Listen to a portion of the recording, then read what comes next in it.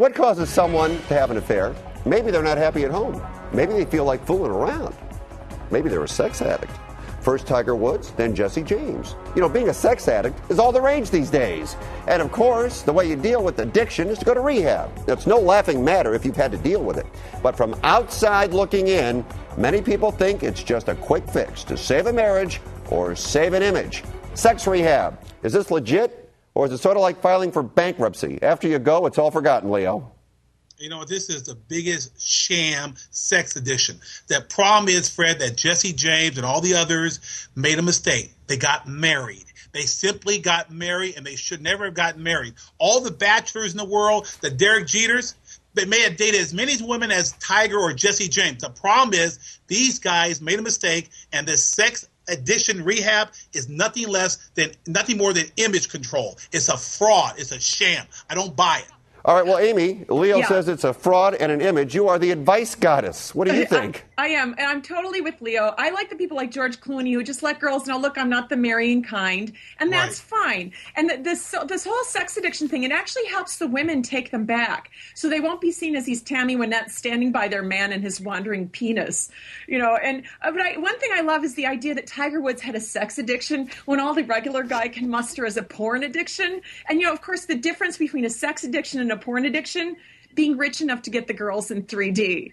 I mean, this is just insane. And this is all about damage control, men's desire for variety, and damage controlling it once the guy does, like Leo said, make a mistake and get married. All right, let me ask both of you this. Each take 10 seconds and we'll move on. Should the women in these cases, Elin and Sandra Bullock, stand by their men? Go ahead, Amy, you first. You know, it depends on the women. There are a lot of women who make these pacts. They want the guy. I doubt Sandra Bullock will stand by this guy, just from what I've read. You know, but one thing I do want to add is that it's a myth that people have affairs because there's something wrong in their marriage. They just have affairs because they can, and they can also stop. You know, if there were a vat of snakes between Jesse James and this tattooed chick, he for sure wouldn't have done anything. Stay home with a vat of Vaseline. Look, the bottom line is these women should not stand by their men. Do not validate these men. Do not allow them to use these women to be exploited. These women should leave immediately, just like the wife of the governor in South Carolina. She was smart. She left. Okay. Well, we're going to move from that to this. It's been a bad couple of weeks for, of all people, the Pope. Instead of being able to focus on one of the holiest days in the Catholic calendar, he has been inundated with allegations that he knew about sexual abuse in the church and he covered it up. It's so bad that the Vatican released a statement saying the Pope is a head of state and has immunity.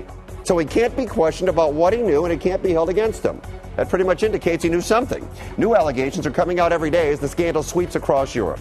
Some have called him not only to admit what he knows, but to resign. Amy, if you're the Pope's advisor, what do you tell him? I tell him, do what you're doing, baby. This is a big business, the church. We're the largest multinational corporation. Wait a minute, Amy, just yes. let me interrupt one thing. If you're the Pope's advisor, yes, and you had a chance to give him some advice, yes, you'd call him baby? Oh, well, you know, I'm a cool advisor. They got a point there. But, you know, I mean, this is very much in the church's interest, you know, and there's all this stuff that they just keep doing and doing and doing. Clearly, it's not a mistake any of these times. Like the priest who molested the deaf kids, he wrote that he'd like to not be dishonored. And after all, he repented to God. You know, how lovely for God. How's that working out for the kids? I mean, as Christopher Hitchens put it, no child's behind left.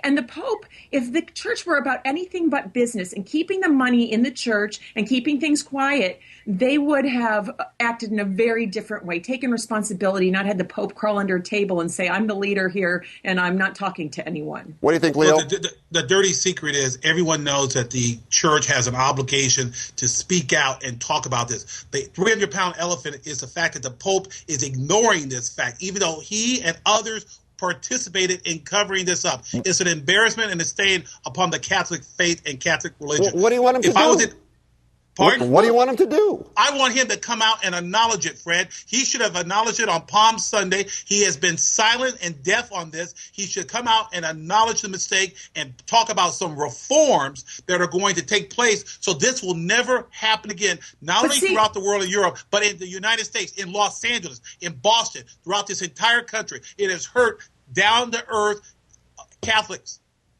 For the church, it's not a mistake. This is the way they do business as usual. And you can imagine if some other company did this, if they had children in their care, they were molested, and they moved around the employees and hid the employees who did it. The company would be disbanded, and the church is not disbanded. Not only take that, advantage of their position of power. Every member would be in jail right now. If it wasn't a political institution so powerful, they would all be in jail. Well, I think you're both glad you're not the Pope tonight. Okay. Amy, Leo, terrific. Have a good Easter. Good talking to you guys. Thanks a lot. Thank you.